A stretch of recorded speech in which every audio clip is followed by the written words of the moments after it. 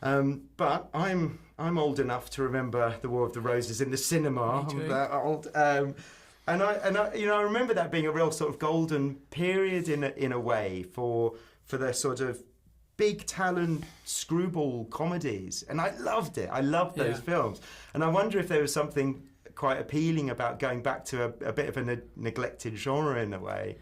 Yeah, I think so. I think even though, like, I didn't want at all to do what James Brooks did, because he's James Brooks and he's a genius, and, you know, we were like, let's do a movie about people who want to stay married rather than two people trying to destroy each other because they got married. I think the idea of doing a screwbally adult comedy that was a bit sophisticated and a bit fun, it didn't seem like that had been done for a while. And so in a sort of commercial, in a sort of proper commercial way, I suppose. And so it seemed like an opportunity to like make something contemporary, and Ben and Olivia were producing and we're going to be in it. So it seemed like, well, two great actors and we can do our own thing with the book, you know. So it seemed just like a really good opportunity because I loved those movies and I loved screwballs, one of my favourite genres. And it is really hard to do now. I think the society's sort of moved on from it in some weird way, but it was still fun to give it a go. Great. I mean, if you could just help us set up the story a little bit, yeah, Tony, sure. if that's all right. So you know, if you could just introduce Ivy and Theo and a little bit about what takes their kind of picture-perfect relationship in a different direction. Gotcha. Yeah, it's about the marriage of Ivy and Theo, who are these ambitious English couple who go to America to follow their dreams, him as a chef, her as a chef, him as an architect. And then they have kids and they fall into, of course, she's taking care of the kids and he's becoming a star architect and he's got this big building. And then it all goes haywire. And he sort of fails. At the same time, she has a little restaurant that succeeds big time. And how their marriage operates flips on its head. And she becomes the breadwinner.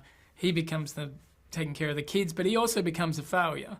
And it's how they metabolize her success, his failure, balancing their egos, and how that sort of slowly just sort of drives a wedge between them. I like that. I like that word metabolize, which they obviously don't. No, exactly. I mean, and you know, we've got these characters. You know, they're sort of privileged. You know, they're full of ego. Yep. In their very different ways. They can be spiteful, utterly kind of contemptuous at times. So I wonder, like, why should we care about them? I think because their hearts are in the right place. Like, they do love each other. They are trying all the time to make it work. They're just making bad decisions about that. Their idea of how to make it work is not good a lot of the time, but they do try a lot, and you do see how much they sort of want it to happen. They just sort of can't get over themselves to kind of get themselves back together. You know, we were saying about your screwball comedies. I think the biggest compliment you can pay a writer in a way is that something is reminiscent of Billy Wilder, and I felt that. As a huge Billy Wilder fan, I felt that almost from the opening scene. There was a kind of electricity about the dialogue in these actors' mouths. Yeah. A kind of knowing quality, but you wanted to be right in there. I mean, from the very, I was hooked. I was right in from the very first scene. But yeah, I just wanted to know, what's it like to write dialogue that is tender and insightful, but that bites and is funny and believable? Well, I think I just write the dialogue to tell the story. I mean, that's a great compliment. Billy Wilder and I.R. Diamond are my heroes. So I think for me it's like they did in a way, was like they wrote pretty truthful to people and pretty empathetically, even though people were making dumb, terrible decisions and being mean. It usually came from a place of you got why they were doing it. So I think for me it's part of the thrill of it. I started in theatre, so dialogue was a big part of how I started writing. And I knew Ben and Olivia were producing the movie and were going to be the leads. So I also knew, two of the best actors in the world were going to be saying this. So A, it had to be good, and B, they would make it sound good anyway. So you're kind of writing with them in mind then? I don't really write with them in mind. I know it's going to be them, but I have other voices in my... I hear voices, not bad ones, good ones. So I hear voices of the characters, but I knew in my head, and I think I've worked with Olivia before, obviously, on The Favourite, so I know her rhythms that will work. I mean, anything works for her, but I knew rhythms that I would write that would fit her very well.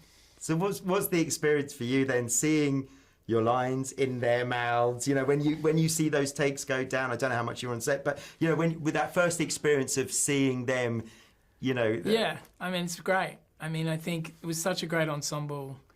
So every day was great. You know, Alice and Jani's there today, and Andy and Kate are on set, and of course Ben and Olivia all the time, and it's just a joy because you know it's going to be executed better than you could have thought. You know. Well, speaking of which, Jay Roach, you know, has made so many films that I love. Yeah. You know, how do you guys work together? I mean, Well, we had a great time. I didn't know Jay, and we just met, and I think comedy people really get each other, usually, and I think we're both comedy people, so we understood each other, we understood what we had to try and make better, how things work, so I think we just had a really easy relationship. I mean, he's the nicest man on earth, so that helps. But he's also... he's genius. He's brilliant. He understands how to open the door for an audience to come in to something. And to your mind, the characters have a lot of bad qualities, but he finds a way to let the audience come to the characters. And I think that's one of his geniuses always, as well as he's just so deft with comedy. He knows where it all is. So, I mean, for me to watch all that and to work with him, whose movies I've loved, it was a real thrill, really. Brilliant. Yeah. Well, just finally, I just wanted to ask about, you know, if there's a particular scene, you know, if you had a sort of baby when you're writing, you're like, oh man, you know, that is going to be something which is going to take off on screen with these actors. Is there something? I think, yeah, there was the dinner party sequence, the sort of 3 or 4 or 5 scenes, which I wrote very quickly one day. And showed to my friend who's a writer, and she goes, "Oh my God, that's really good." And I just knew the more we cast, I was like, "This is going to be great." These scenes, this 15 minutes or so, I just knew the movie was working up to that, and it gave all the actors a chance to unleash, and I knew it would be great, you know. So I was excited for that. Well, it worked. It was a joy. Thank you. Thanks, mate. Thanks so much, Tony. No worries. Yeah. Hey, thanks for watching. Don't forget to like and subscribe. Sweet